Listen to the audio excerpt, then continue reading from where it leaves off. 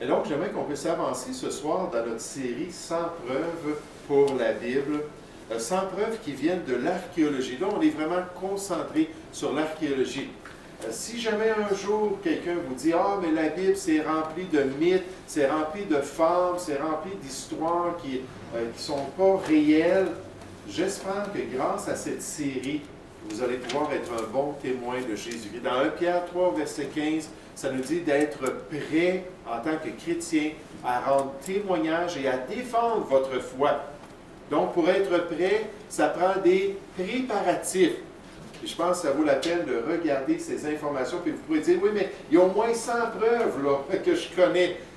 Non, on ne les connaîtra pas par cœur, mais si on va dans nos notes ou qu'on revient sur cette étude-là, 100 preuves pour démontrer que la parole de Dieu est exacte. Des recherches, des fouilles archéologiques dans les pays qui sont liés au texte biblique, des pays où les épisodes des deux testaments se sont produits et qui nous démontrent que la Bible est historique, que la Bible est fiable au niveau de ses récits et qu'on peut lui faire confiance. Dans l'Ancien Testament, on est rendu dans la section de la terre promise.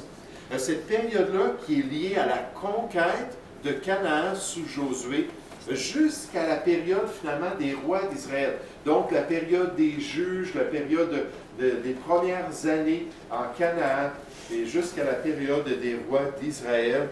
Et le fait numéro 10 confirme un détail de l'époque juive en Égypte, juste avant l'Exode. Vous vous rappelez comment est-ce que les Juifs ont été près de 430 ans en Égypte. Et finalement, sous Moïse, ils ont pu sortir de l'Égypte. Dieu les a délivrés.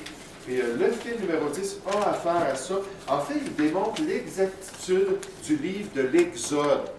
Le livre de l'Exode nous parle de la sortie. C'est ce que le mot Exode veut dire, la sortie du pays d'Égypte. Et en fait, on nous parle de deux villes principales, la ville de Python et la ville de Ramsès en Égypte, qui sont liées au peuple d'Israël, puisque le peuple d'Israël a expérimenté. Tournez avec moi dans le livre d'Exode, dans Exode chapitre 1. Exode chapitre 1. Deux villes qui sont liées au livre de l'Exode et à cet épisode-là des Juifs en Égypte. Donc, Exode chapitre 1, à partir du verset 1. Exode chapitre 1 au verset 1. On dit, « Voici les noms des fils d'Israël, venus en Égypte avec Jacob et la famille de chacun d'eux. Ruben, Siméon, Lévi, Judas, Isaacar, Zabulon, Benjamin, Dan, Nephtali, Gad et Azer. » Donc les fils de Jacob. Les personnes issues de Jacob étaient au nombre de 70 en tout. Joseph était alors en Égypte. Joseph mourut ainsi que tous ses frères et toute cette génération-là. Les enfants d'Israël furent féconds et multiplièrent. Ils s'accrurent et devinrent de plus en plus puissants, et le pays en était rempli. Il s'éleva sur l'Égypte un nouveau roi qui n'avait point connu Joseph. Il dit à son peuple, aux Égyptiens, « Voilà les enfants d'Israël qui forment un peuple plus nombreux et plus puissant que nous. Allons, montrons-nous habiles à son égard. Empêchons qu'il ne s'accroisse et que s'il ne survint une guerre, il ne se joigne à nos ennemis pour nous combattre et sortir ensuite du pays. Et l'on établit sur lui des chefs de corvée afin de l'accabler de travaux pénibles. C'est ainsi qu'il bâtit, Israël, le peuple juif, bâtit les villes de Python et de Ramsès pour servir de magasin à Pharaon. » Maintenant, le litige ou le problème, c'est que les villes de Python et de Ramsès n'existaient pas en Égypte. Il n'y avait rien pour démontrer que c'était des vraies villes. Puis là, on les présente comme étant des sous-produits des œuvres des Juifs qui étaient là-bas en Égypte pendant leur captivité.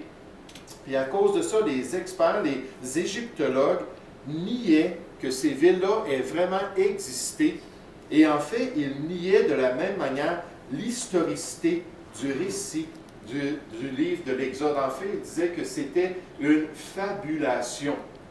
Puis une fabulation, c'est l'idée de fabriquer une fable, une histoire inventée de toutes parts. L'action de présenter comme réel des faits purement imaginaires, de donner une version romanesque des faits. Il disait non, les Juifs n'ont pas été en Égypte, non, les Juifs n'ont pas construit la ville de Python, ils n'ont pas construit la ville de Ramsès, ce n'est que des fabrications juives.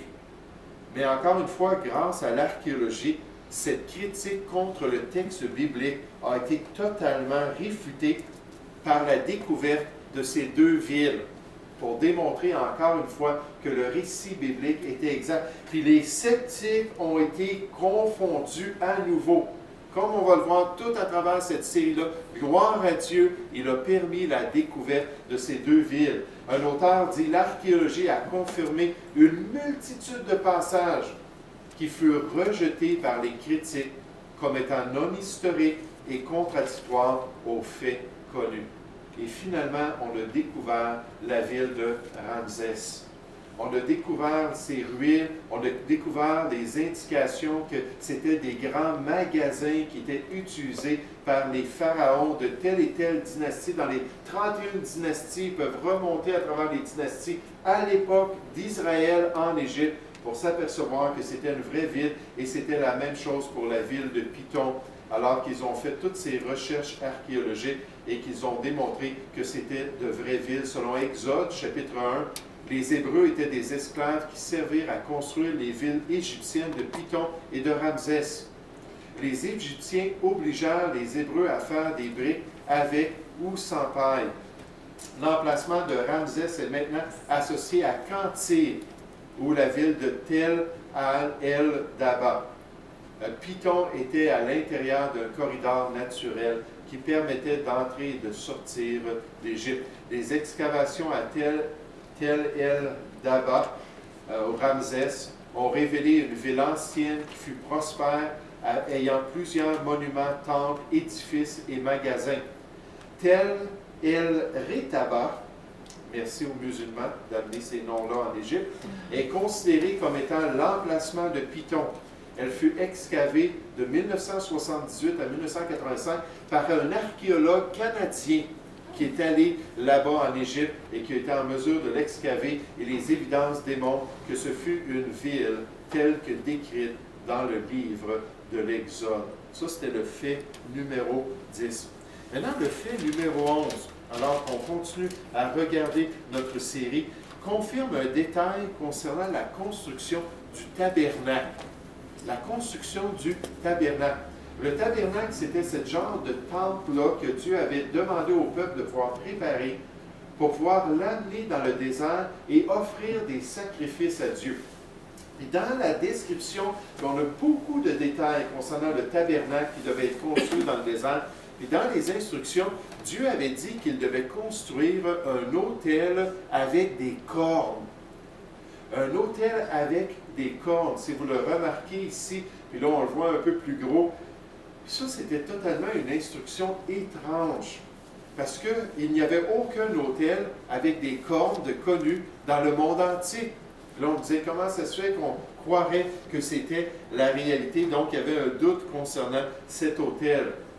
Mais finalement, on a commencé à découvrir encore une fois au 19e, au 20e siècle, avec toutes les recherches archéologiques des pays de l'époque, on a commencé à découvrir des autels avec des cornes, ou au moins des formes de cornes, pour démontrer que celui qui avait été construit par le peuple d'Israël était véridique. L'Ancien Testament mentionne au moins 20 fois des autels à cornes dans les instructions. Cette découverte, la première autel à cornes qui a été découvert par l'archéologie, montre la forme des autels à cornes qui étaient connus à l'époque. La Bible parle de son utilisation dans le tabernacle, la tente du peuple juif. Le Seigneur dit à Moïse de faire l'autel de bois d'acacia. Sa longueur sera de 5 coudées, sa largeur de 5 coudées. Et l'autel sera carré, et sa hauteur sera de 3 coudées. Tu feras aux 4 coins des cornes qui sortiront de l'autel, et tu le couvriras d'airain. Et donc ça, c'était les instructions de Dieu.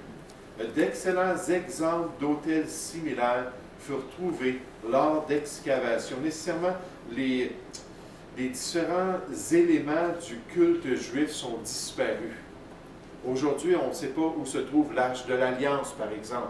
Ça a tout disparu avant la destruction pas du tabernacle, mais du temple d'Hérode en l'an 70, lorsque l'empereur Vespasien a envoyé le général Titus pour mater la rébellion, la première guerre judéo-romaine. Pour mater la rébellion, finalement, ils sont descendus du nord, sont arrivés à Jérusalem, puis ont crucifié des milliers de personnes, puis ont mis leurs cadavres sur le bord des routes. Toutes les routes principales étaient jonchées de Juifs qui étaient des rebelles, qui avaient été crucifiés. Quand ils sont arrivés à Jérusalem, ils sont rentrés dans Jérusalem et ils ont tué 1 million de Juifs. Mais alors qu'ils le faisaient, les Juifs ont pris les éléments du culte, sont partis les cacher pour les protéger. Donc, l'autel original, on ne sait pas où il se trouve. Mais on a quand même trouvé d'autres sortes d'autels dans des cultes païens qui se trouvaient en Palestine. Des autels à cornes faits de pierre furent trouvés à des endroits tels que Dan, la ville de Dan, la ville de Beersheba. Puis là, on a un exemplaire ici. Par exemple, voici un autel à cornes reconstitué datant du 10e siècle avant Jésus-Christ. Donc là, on parle de l'époque du temple juif, l'époque de Salomon, du 10e siècle avant Jésus-Christ, de la ville de Beersheba. C'était probablement un autel païen. Il était évidemment fait de pierres coupées, une pratique qui était interdite par le Seigneur dans Exode chapitre 20 au verset 25. On ne devait pas avoir des éléments qui avaient été trafiqués par l'homme. On devait mettre des pierres naturelles et utiliser des pierres naturelles pour la construction des différents autels. On a l'exemplaire ici de cet autel. Voici d'autres autels aussi païens qui ont été découverts par l'archéologie. Puis on voit aux quatre coins des formes de cornes ou des formes similaires à des cornes qui démontrent encore une fois que la parole de Dieu n'est pas si farfelue que ça. Donc ça, c'est le fait numéro 11. Le fait numéro 12, lui, il confirme un élément très important dans l'Ancien Testament, c'est-à-dire la présence des Juifs à l'époque de la conquête de Josué. Quand on regarde les théologiens aujourd'hui, les grandes institutions, ils parlent que les Juifs vivaient en Palestine environ 5 siècles avant Jésus-Christ. Qu'avant cela, les Juifs n'étaient pas en Palestine. Donc, à l'époque de la conquête, au 14e siècle avant Jésus-Christ, il n'y avait pas de Juifs du tout en terre promise en Canaan. Puis ils repoussent toujours les dates de la chronologie biblique.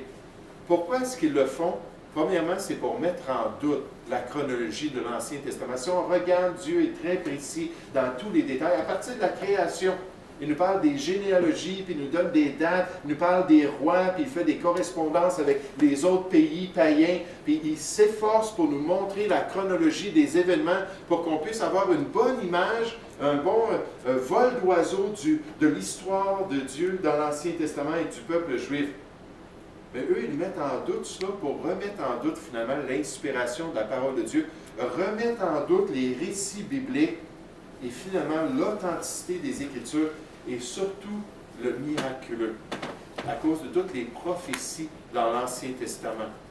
Et si on repousse la chronologie, Daniel était à l'époque des événements qu'il a prophétisés. Si on repousse la chronologie, Ézéchiel est en train d'écrire pendant que les Mèdes et les Perses ou pendant que les Grecs étaient au pouvoir, puis on repousse tous ces événements-là.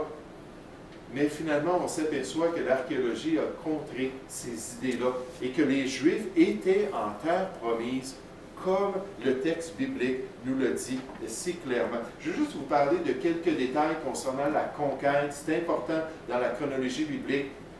La conquête s'est produite environ au 14e siècle avant Jésus-Christ. Il y a environ 3500 ans. Josué, avec les armées d'Israël, sont rentrés en terre promise. Ils ont traversé le Jourdain, puis ont commencé à conquérir le peuple, les différents peuples, les 7 nations.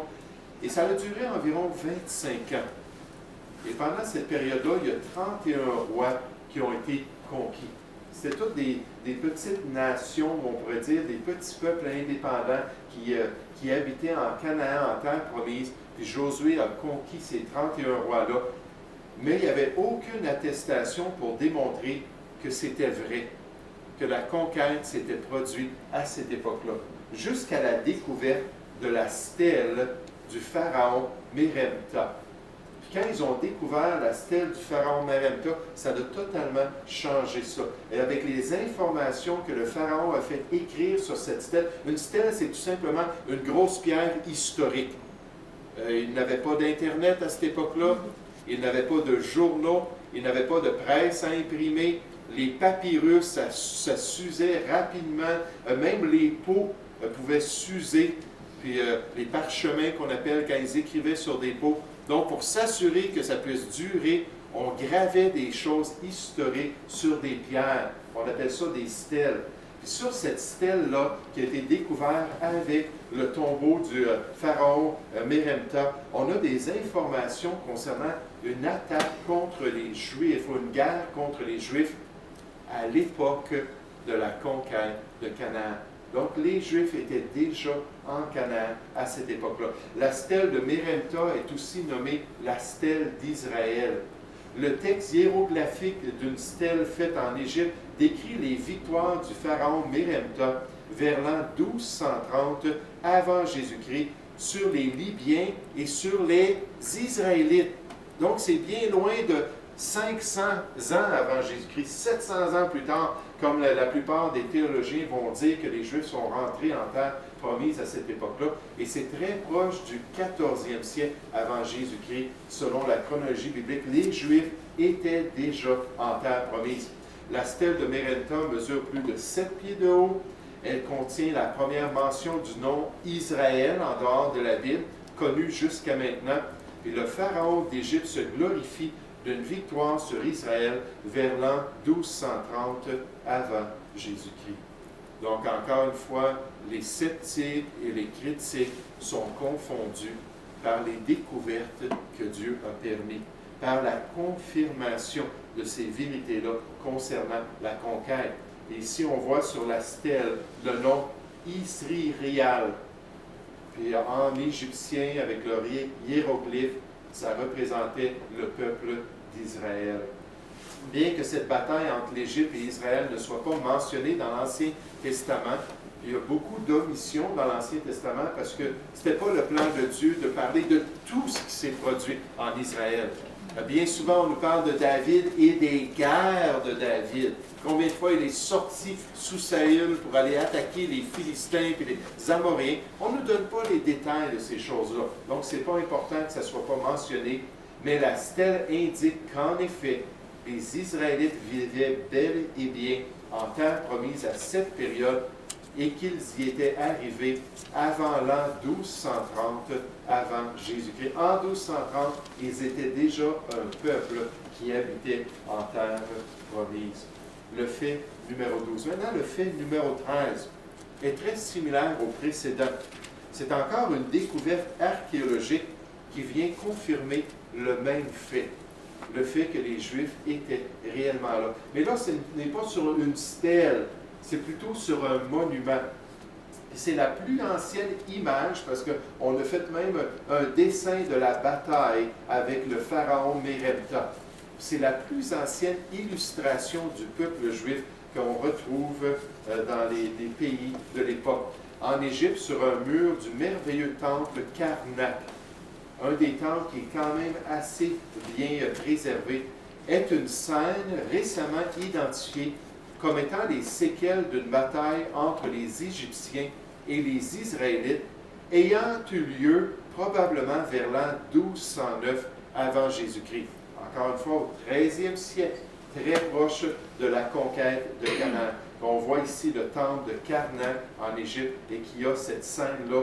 C'est difficile à voir, on n'a pas beaucoup de détails, mais les égyptologues ont pu reconnaître qu'effectivement, c'était contre Israël.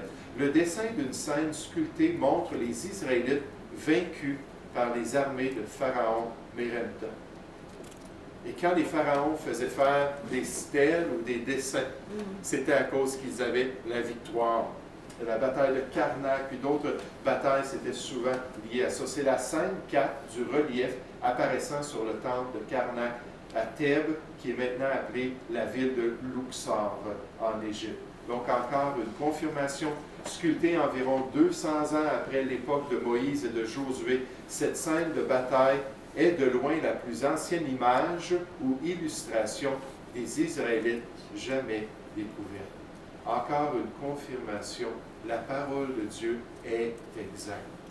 Les Juifs sont rentrés en Canaan, en terre promise, au 14e siècle avant Jésus-Christ. Lorsqu'on a une confirmation par l'archéologie, ils sont déjà dans la terre promise. Donc, on n'a pas besoin de mettre de côté la chronologie biblique, on n'a pas besoin de mettre en question l'authenticité du texte biblique, puis essayer de tout expliquer les choses d'une manière naturelle, mais on peut croire à ce que la parole de Dieu a à dire. Ce même événement est aussi raconté sur la stèle de Mérenton, nécessairement. Elle montre que l'Exode avait déjà eu lieu et que les Israélites vivaient en terre promise vers l'an 1200 avant Jésus-Christ. Donc, le fait numéro 14. On va s'arrêter avec ça ce soir. Mais ce fait-là confirme et prouve la véracité du texte biblique concernant la conquête à nouveau, par la découverte d'une ville ancienne qui s'appelait Jéricho. La première ville qui a été conquise lors de l'attaque d'Israël en terre promise. Mais on mettait en question, encore une fois, les vérités concernant Jéricho. Maintenant, c'est important, quand on pense à la parole de Dieu, de comprendre qu'il y a eu deux Jéricho. Il y a Jéricho de l'Ancien Testament, Jéricho qui appartenait au peuple de Canaan, qui a été conquis. Et quand on arrive dans le Nouveau Testament, il y a une autre ville de Jéricho qui a été construite par Hérode. Hérode le Grand, c'était un grand constructeur. Il faisait toutes sortes de projets. Il y a 5 Hérodes dans le Nouveau Testament. Puis le père de tout ce beau groupe-là d'Hérode, c'est Hérode le Grand. C'est lui, par exemple, qui avait pris le temple qui avait été construit par Esdras, puis qui avait tout rebâti le temple pour que ce soit un immense bâtiment lors de la venue du Seigneur Jésus en Palestine. Mais Hérode avait fait toutes sortes de projets de construction. Et quand il a vu la ville de Jéricho en ruine, il a dit non, on a besoin d'une nouvelle ville de Jéricho, juste un petit peu plus loin. Et là, il a fait rebâtir une ville. C'est pour ça que dans le récit du Seigneur Jésus, on voit Jésus qui sort de Jéricho et qui guérit un aveugle. Puis ensuite, on le voit rentrer à Jéricho et qui guérit 2 aveugles. Là, les gens disent, ouais, les évangélistes, ils n'ont pas bien compris, là. Ils n'ont pas bien compris là, ce que Jésus a fait, ils se contredisent. Non, c'était dans les 2 villes qu'il a fait un miracle de guérison comme cela. On le voit dans le déplacement du Seigneur Jésus, qu'il était rendu à la nouvelle ville de Jéricho. Mais on mettait en question même l'existence de la ville de Jéricho qui a été finalement découverte. On a pu l'excaver nécessairement sous toutes les couches parce que la ville a été reconstruite à plusieurs reprises. On a fait de l'excavation pour découvrir effectivement que c'était la ville ancienne de Jéricho dans l'Ancien Testament. L'importance de la ville de Jéricho dans l'histoire biblique est soulignée par le fait qu'il y a plus de 50 références à celle-ci dans l'Ancien Testament. Et que j'apprécie les archéologues qui croient à la Bible et qui s'en vont dans ces pays-là. Et aujourd'hui, beaucoup de ces pays-là sont fermés. On ne peut pas y avoir accès. Là, on parle d'Israël, oui, il y a encore de l'accès en Israël, mais plusieurs sections d'Israël aujourd'hui sont sous les autorités palestiniennes ou dans d'autres pays, la Cisjordanie. On n'a pas accès à ces endroits-là. Mais comme j'apprécie au 19e et au 20e siècle, cette explosion d'archéologues qui sont allés dans ces pays-là en disant « la Bible est vraie ». Puis là, je vais rechercher pour voir si je peux la confirmer. Puis là, ces gens-là qui arrivent et qui trouvent une preuve après l'autre pour démontrer que la parole de Dieu est digne de confiance. Et certainement, puisque la Bible parlait tellement de la ville de Jéricho, elle devait exister quelque part. Pas la ville qu'Hérode avait construite, ça c'était une autre ville. Elle était toujours là, il y avait toujours des preuves de son existence, mais l'ancienne ville qui avait été détruite lors de la conquête. Peut-être que les plus significatives ou les passages les plus significatifs sont ceux mentionnés dans Josué au chapitre 6. Et c'est là qu'on voit que la ville a été conquise dans Josué chapitre 6. On va y tourner dans un instant. Josué 6 raconte la victoire des Israélites sur la ville leur première victoire en terre promise, l'archéologie a montré l'emplacement de l'ancienne ville et que celle-ci était un poste de garde important pour entrer en terre promise en provenance de l'Est. Puis les Juifs sont arrivés de l'Est, ils ont traversé le Jourdain pour rentrer à l'Ouest en terre promise. Et la ville de Jéricho, c'est une ville stratégique pour protéger le pays. C'est pas étonnant que les espions sont rentrés puis sont allés pour demander des informations. Puis là, on les a pourchassés pour essayer de les arrêter parce qu'ils savaient que c'était important de pouvoir protéger la ville. Malheureusement, ce qu'ils ont découvert dans l'ancienne ville ne démontre pas. Moi, j'ai entendu ça en tant que jeune chrétien, qu'on avait des preuves archéologiques qu'effectivement la muraille de la ville était tombée vers l'intérieur. Il n'y a pas vraiment de preuve de ça. À cause de l'érosion, à cause des intempéries, oui, on voit des bouts de muraille, mais on ne peut pas vraiment identifier si elle est tombée à l'intérieur ou à l'extérieur. Mais on peut le croire à cause que la parole de Dieu nous dit, à Jéricho, les plus anciennes ruines datent de la période après le déluge. Donc ça remonte à des millénaires après le déluge. Il y a encore un débat à savoir si le mur de Josué à Jéricho a été trouvé. C'est difficile de savoir. Une érosion massive a déplacé beaucoup des restes de cette période et des briques de boue se sont probablement dissoutes au cours des siècles. Une tour trouvée dans les ruines à Jéricho date de l'époque avant Abraham. La tour est faite de pierres obtenues selon les douves environnantes qui furent coupées. Elle était reliée à un mur fait de briques de boue, mais là, tout le mur est défait. Là, on voit ici la tour qui a été trouvée dans les ruines. On ne peut pas être trop catégorique concernant les autres choses à cause de l'érosion massive des lieux, mais une chose est certaine, c'est que la ville de Jéricho existait. Et aujourd'hui, on a les preuves pour ça. Et qu'effectivement, les Juifs sont rentrés et ont détruit la ville. Il y a beaucoup d'indications qu'une bonne partie de la ville a brûlé, telle que décrite dans le livre de Jéricho de Josué. Donc, un auteur dit, Brian J. Wood, qui est un archéologue, par exemple, a minutieusement analysé les preuves pour Jéricho et il a conclu que les données sont en accord avec l'information biblique au sujet de la destruction de Jéricho. De telles preuves confirment l'exactitude historique de la Bible, comme il serait attendu d'un document divinement inspiré. Si c'est le Dieu qui connaît toutes choses, le Dieu qui existe hors du temps, qui a été présent, qui a vu la conquête de Canaan, qui a vu tous ces détails-là, c'est certain que les informations que ce Dieu-là a révélées doivent être exactes. S'il y a un historien qui est exact dans l'histoire, c'est bien Dieu. Et s'il nous a donné ces détails-là, cet homme-là dit, bien effectivement, on a les preuves à découvrir dans ces pays-là. L'archéologie, cependant, ne peut déterminer ce qui causa la chute des murs de Jéricho. C'est impossible de le prouver.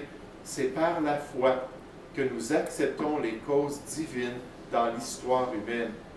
Et c'est par elle, par une telle foi, que nous savons que, par le commandement de Dieu, les murs de Jéricho tombèrent un jour, lors de la conquête de Canaan. J'aimerais juste terminer en vous demandant de tourner dans Josué, chapitre 6. J'aimerais juste qu'on puisse faire une petite application, beaucoup de données dans cette série, beaucoup de faits.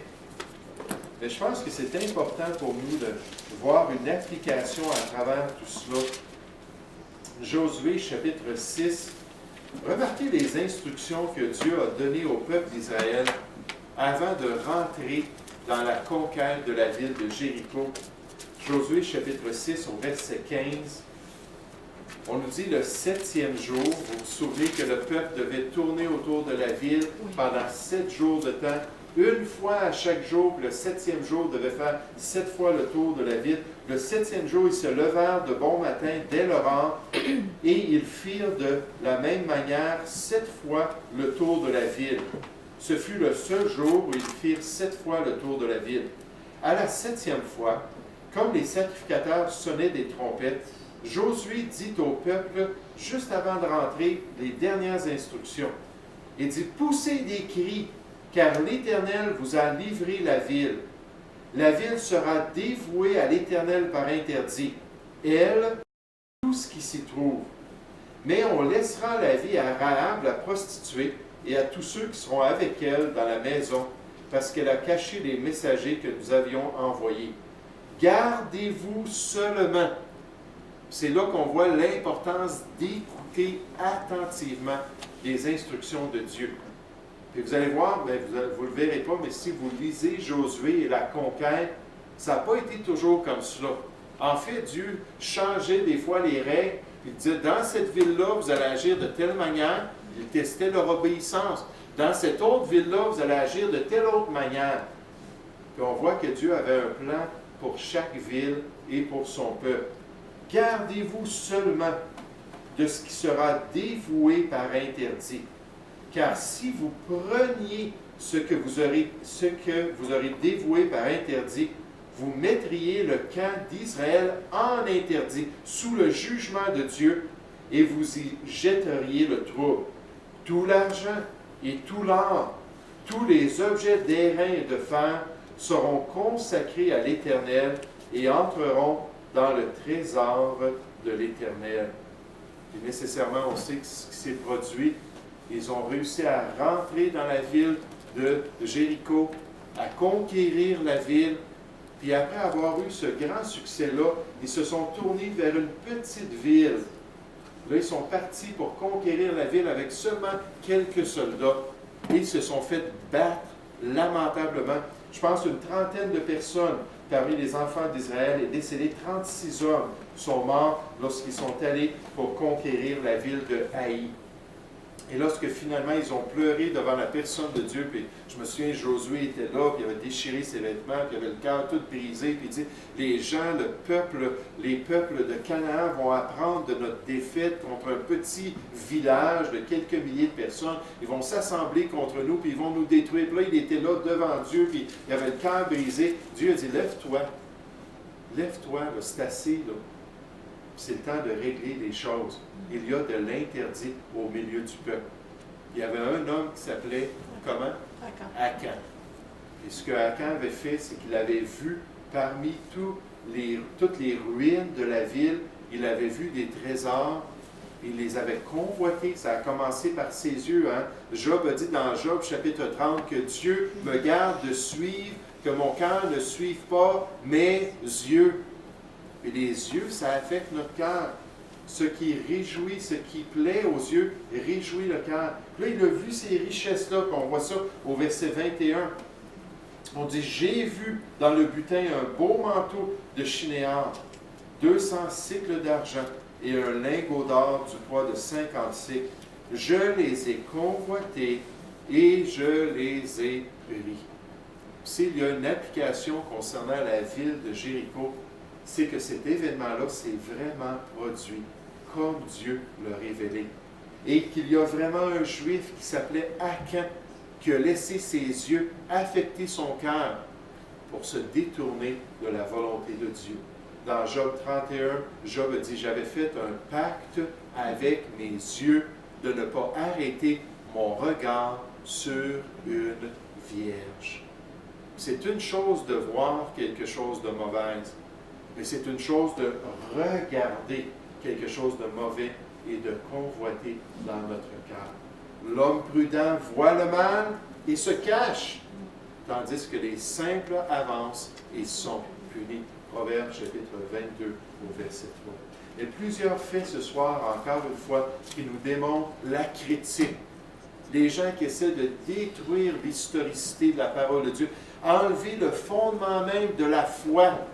Puis s'ils sont capables d'enlever l'histoire, ils vont détruire la foi, ils vont éliminer le christianisme. Mais plus ils le font, plus Dieu a permis des découvertes pour réfuter les sceptiques et démontrer que Dieu est tellement plus grand qu'eux et qu'il nous a donné un livre tellement digne de confiance. On devrait lire ces récits, ces histoires-là, puis appliquer ces vérités-là dans notre vie. Hein? Ce n'est pas juste pour remplir notre tête. Ah, Josué, 31 rois, conquis, 25 ans de conquête, 14e siècle avant Jésus-Christ, c'est beau tout ça. Non, ça s'est produit. Quand je lis le livre de Josué, j'ai une appréciation de la victoire que Dieu a donnée à son peuple. malgré toutes les imperfections du peuple. Parce qu'une fois qu'ils ont conquis le peuple, en fait, ils n'ont pas totalement conquis Canaan. Ils ont toléré que les païens restent là. Et en fait, c'était contraire à la volonté de Dieu. Dieu dit, ça va être des échardes, ça va venir toujours vous tenter pour vous en aller dans l'idolâtrie. Puis le prochain livre après Josué, c'est le livre des juges. Et là, on voit le peuple qui tombe dans l'idolâtrie. 7 cycles de péché, de jugement et de repentance. 12 juges sur 330 ans qui sont venus pour délivrer le peuple d'Israël. Et toutes ces choses-là se sont vraiment produites. Ce n'est pas une fabulation, c'est la révélation de la parole de Dieu. Puis moi, je fais cette série-là pour vous encourager à lire encore plus la Bible, et être encore plus excité de ce livre, ce manuel de vie qui nous guide dans les voies de Dieu.